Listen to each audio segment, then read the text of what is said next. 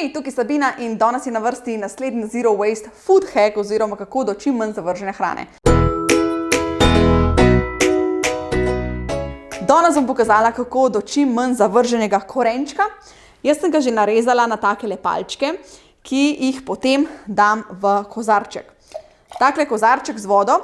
Pomembno je, da dolijamo vode še več, kot je korenja, in nato shranimo kozarček v hladilnik.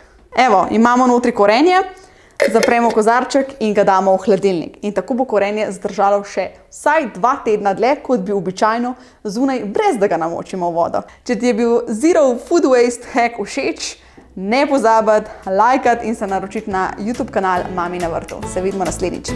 Čim več boste vzun, pa se mi čim lepši. Čau!